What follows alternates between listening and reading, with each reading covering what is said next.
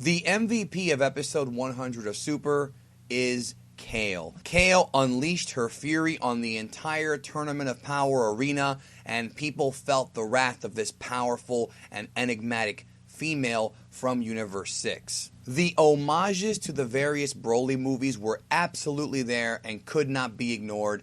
Even the fact that she walked through Goku's Kamehameha at the level of Super Saiyan Blue, which is unprecedented for anybody in the series up until this point, just like how Broly did way back in Dragon Ball Z Movie 8. But no matter how strong and ruthless Kale looked and how dangerous she may have been to the lives of the people in the arena, she was no match for Pride Trooper Jiren, who stepped in and pretty much fodderized her without even trying. Even though Kale is obviously a tribute to the legendary Super Saiyan Broly, who is a very popular character and one that Toei is very well aware of his popularity, that's why they created Kale to begin with, she is far and away more powerful than any version of Broly that we've seen in any of the Broly movies. Now, one interesting note that Vegeta made is that he saw the transformation that Kale did, which he had never seen before, which officially makes the Broly movies not part of the main Dragon Ball continuity, although most of you already knew that.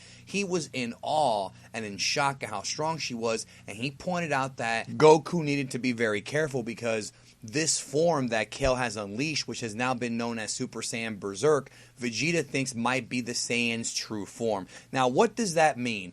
Well, that implies a couple of things. Number one, that means that Vegeta has some sort of hidden knowledge about Super Saiyan or Saiyan transformations that he has not revealed yet. Obviously, back on planet Namek, he was able to successfully predict that Goku was indeed a Super Saiyan based on how he performed against the Ginyu Force. So Vegeta knew that legend going in. But what's up with this now, where he says that Kale might be a Saiyan's true form? Well, a Saiyan's true form in Universe 7 originally was that of a great ape, or an Uzaru. When a Saiyan looks at the moonlight, he becomes an Uzaru great ape. But one thing that we've constantly talked about over and over again is the biology and the genetic structure of the Universe 6 Saiyans. It is explicitly stated that the Universe 6 variety of Saiyans evolved differently than the Universe 7 versions. The Universe 6 ones evolved to where they did not have a tail, and as a result of them not having a tail, they could not become great apes, and as a result of that, it's implied that the Universe 6 Saiyans are much more civilized and less savage,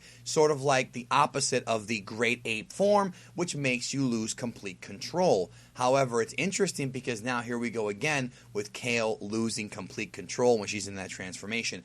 But it's interesting because it looks like what's going on here is that Toriyama and the writers of Dragon Ball Super are sort of telling us that they're sort of playing up on the whole human evolution type thing. One of the popular theories in real life science is that human beings evolved from apes, that at one time we actually had tails, and that at one time human beings were much more Neanderthalish, but eventually we evolved and became more civilized, but we still have tail bones in our skeletal structure.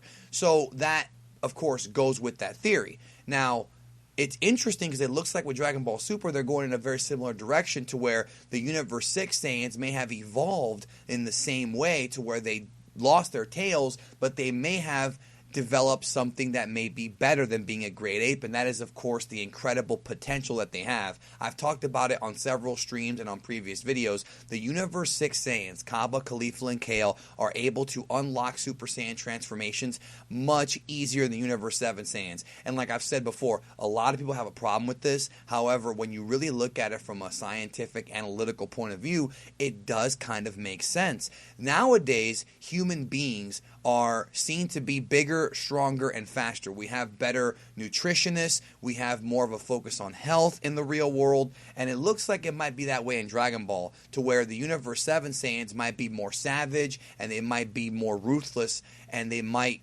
be very powerful, and all that. The Universe 6 ones appear to be able to harness that power easily. They might have not just more potential, but just a stronger base power, because they didn't have to rely on the great ape form to get them out of a jam like the Universe 7 Saiyans did in the past. So to be honest with you, it actually makes perfect sense that Kale was so strong, was able to tank an SS Blue Kamehameha, and why Caulifla and Kaba are able to get so strong so fast, because they are biologically different than the Universe 7 Saiyans.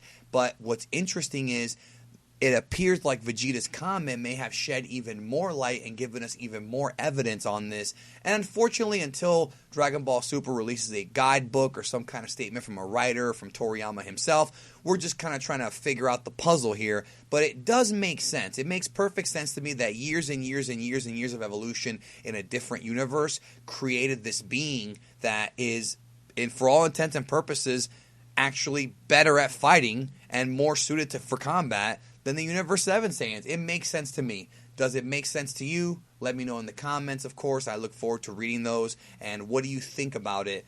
I think out of all of the ass pulls of Dragon Ball Super, I think this one actually makes a lot of sense. And I love the idea that there's two different evolutionary lines and that one is more primitive, one is more civilized. But the civilized one, because they have a smarter body, a smarter DNA, so to speak, they seem to be much, much more suited to achieve these transformations that are still in their genetic code easier than the Universe 7 Neanderthals. Thank you so much for watching this video, and I'll talk to you guys later, and I hope you all have a great day. And if you like this video, check out these videos as well, which I think you'll enjoy.